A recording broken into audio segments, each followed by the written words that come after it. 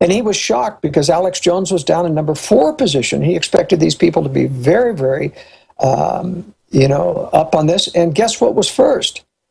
Fox News. And I look back and I think, how many of my clients, that I've worked for over the years, designing high security residence retreats, I walk into their home and they're watching Fox News. In fact, they have it on all day long. Or Glenn Beck was number 2. And these are glitzy social networks with attractive talking head women and, presenters, but they'll never talk about conspiracy. And not one mention. In fact, Fox News has Hannity and O'Reilly, which will literally excoriate a person who even hints that he believes in conspiracy. And that's supposedly from a conservative news. But when it always comes out, everything's a conspiracy. I mean, look right here. Rand Paul in Chicago. Crime not a racial thing. It's a spiritual problem. But again, the more and more people that are getting into reality understand it is a spiritual problem. Is that what you're saying?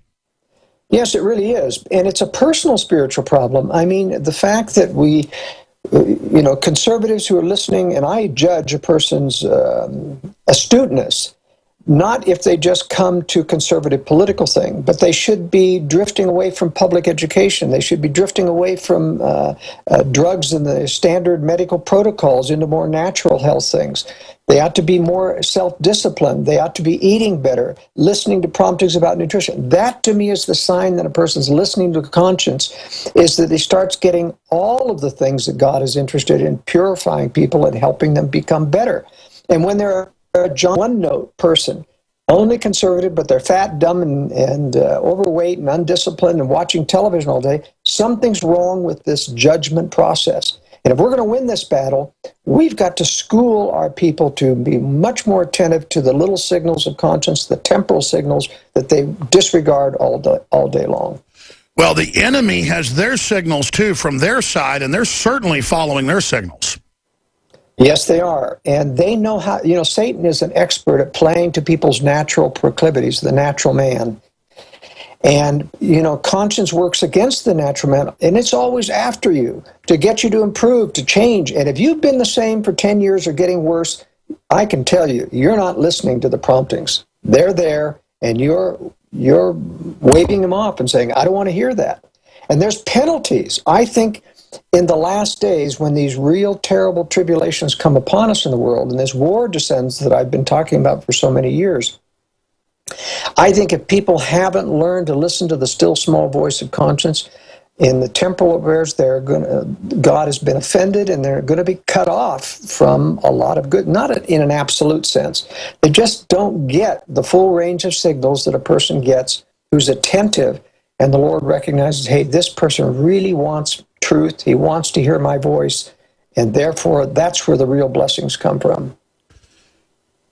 Undoubtedly, when we get in the quiet, still place of the Most High, which I can't hardly stand to do because then the discernment's so intense and I see what the enemy's doing that it totally freaks me out. I understand why people run to the flesh and run into all this, because reality is so much more intense than the world's fake reality that I know why people can't handle it. It's scary to realize that true discernment is a blessing and a curse. It really is.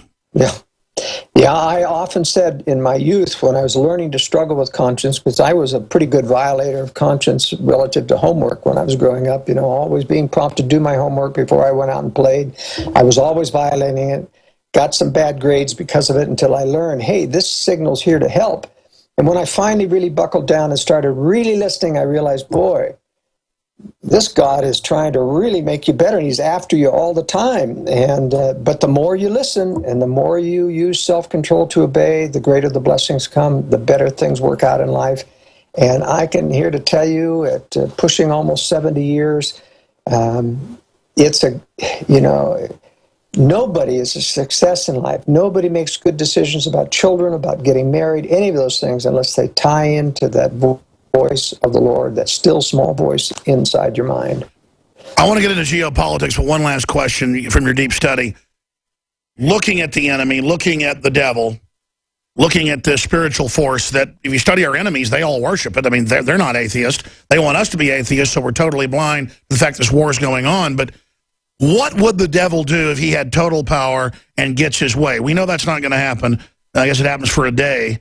And in terms of the Bible, I guess a few years or whatever.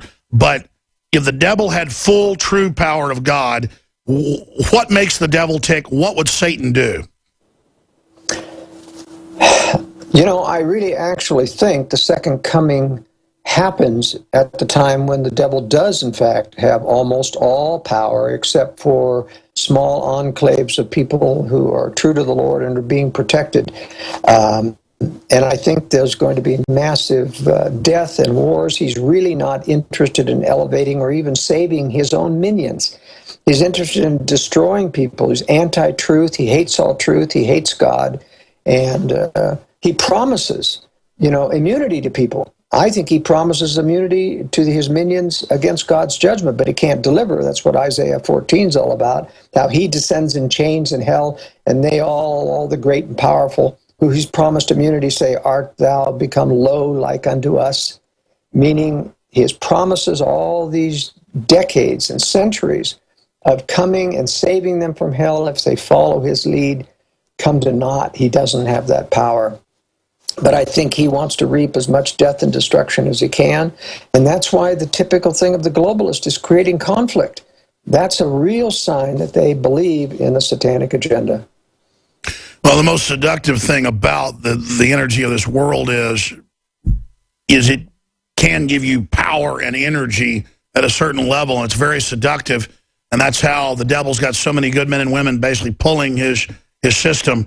But my God, I just can't imagine how they can sell their children out to it or the culture to something dedicated to death. All right, shifting gears, you tried to get into Al-Qaeda. This latest defense intelligence report that got leaked to Judicial Watch, that really shows we've got good people inside the government. We're seeing a real positive rebellion against globalist control when our military continues to say no to expanding ISIS backing. So give us a breakdown on that, and then the Russia situation, the George Soros situation, the China situation.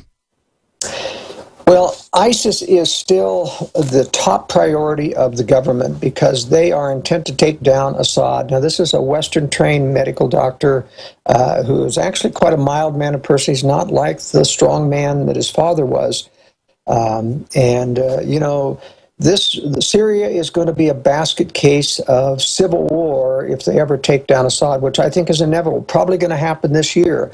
The Iraqi parliament has presented evidence of video evidence of U.S. helicopters landing in ISIS-controlled areas and distributing arms and ammunition, resupplying ISIS. I mean, that means that you've got to lie or command your helicopter pilots, who are normal, very patriotic people, into being absolutely silent about this mission. I'm sure they're telling them this is a black operation, this is national security, top secret, you're not allowed to talk about it ever. And otherwise, you're going to get a lot of whistleblowers complaining that they have. I mean, other fighter pilots, as I mentioned before, are starting to complain now that they're not being allowed to attack ISIS targets. They're being made to wait up to an hour before the White House authorizes them. By that time, sorry, I hit my microphone. Hey, that happens sometimes, Joel. They're having to wait an hour. These people have scurried to another place. And so when I've seen the videos of the various fighter bomber attacks of ISIS buildings, they're only attacking empty buildings. You don't see people. And when they do find troops on the ground, they go to permission, and they say, stand by, and then they run out of fuel. They've got to come back. Almost 50% of the Navy air attack fighter bombers, F-18s, have to return to ship with their ordnance intact because they did not get authorization to attack ISIS targets. I think at the top level, they're trying to protect ISIS because they know it's a U.S. creation. They want ISIS stronger, not weaker, in order to take down Assad. And that's what's happened in Palmyra in Syria. Now Assad really has his military around the Damascus area. About a third of the country is fully under his control, and ISIS is slowly getting. So the U.S. is not fighting ISIS. This is a lie. It's a major, big lie. And, the second reason for creating ISIS, of course, was to internationalize the war on terror. 9/11 gave the world this reason, yes, the U.S. can go rampaging through the world because they were attacked in 9/11. But they felt relatively immune to the process. Now that ISIS is coming and systematically beheading Christians and then taking down French journalists, British journalists, German journalists, etc., everybody's getting hit by ISIS, and so it's becoming an international war. That's in turn creating the excuse to create a pan-Arab army, that is those associated with the West, Saudi Arabia, Jordan. Yeah, Saudi Arabia launches the attack with the West, then creates an army to counter its own proxy troops that just infiltrate back in and join that army, and it's all done transparently, but the public can't even play checkers to understand chess, and it's then a way to take liberties in the West in the name of countering the new ISIS threat. Well, and Israel's very much involved in this. The Mossad is a seamless relationship with the CIA. They have the top Arab Israelis who have gone in and are directing, I think, most of the ISIS fighters. I think you will find that most of the major factions, you look at their leaders and they're actually an Israeli Arab agent who getting direct. I mean, the ISIS fighters themselves, they don't think or know that they're controlled by the U.S. or British intelligence. It's gone through the Israelis, and then it goes through Arab Israelis. By the way, you were saying that a year ago. That's starting to come out, that Israel's at the heart of this. And when we come back, ISIS came out in their official magazine and said, stop the conspiracy theories claiming we work for Western intelligence. It's hurting our recruiting. So I want to get your take on that. Then we'll look at the South China Sea situation, Ukraine, and more with Joel Skousen of worldaffairsbrief.org. I'm Alex Jones. I won't take amnesty battle directly to the Supreme Court reading from Drudge. He'll just simply do it by executive action. Joel Skousen's with us 5 minutes into the next hour. We'll give you some of the latest headlines at Infowars.com after he leaves us at 8 after.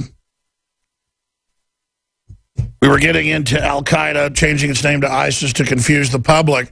That does show real hubris by the establishment when they got caught running the anti-Assad operation, funding Al-Qaeda. So they just changed the name, but they don't even change the flags. And then now they can take our liberties, claiming they've got to keep us safe, fighting them while turning them loose, and build a pan-Arab army to counter them. They can have them invade African countries, then send in AFRICON to respond to them. The problem is the general public's ignorant, but the military is not. And I guess that's why we've seen this purge. But it does seem like an over-the-top, bold move, Joel Skousen, to do this. But they've really done it in front of everyone. What do you expect to come next? Then let's get into the South China Sea situation. Well, you could never do this without controlled media, Alex. I mean, I don't have a lot of inside access to secret things going on in government, and I can see, of course, with my trained eye, when this false flag type, when they're making things up. I mean, as a military person, for a unit the size of ISIS, 50, 60,000 people with huge weapons to come to being in less than a year, and our satellite technology was completely surprised, that's impossible. That's impossible. Or giant columns coming in and massing. I mean, they would have been obliterated instantly by war dogs. No, they let them build up. And that's right. And after the attack on Ramadi, they went and had a column of rejoicing ISIS troops that streamed out for 3 miles away from the city. And I asked, where are our U.S. drones? Where are our F-18s?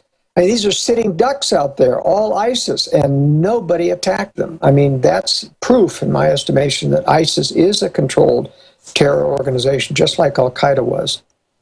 And notice they're now retiring Al-Qaeda, killing all its leadership, who we know were double agents. I mean, who buys that the head or number 2 guy in Al-Qaeda, Adam Gaddan, is the grandson of the former head of the ADL? I mean, does anyone really buy that? Let me tell you where this is heading. Remember, the Iran nuclear deal is only a stalling tactic because Israel can't attack Iran until Syria is out of the way. So the U.S., in order to justify standing down in their attack against Iran, proposed making a deal. That deal is made to trap Iran. They know that Iran is cheating on the agreement, so that's basically they're going to sign any kind of deal and then use it to say Iran violated. After Syria is taken out of the way, I think sometime later this year, then you're going to see Iran being ruled in violation, And shortly thereafter, Israel will, in fact, attack Iran. And it will completely rearrange the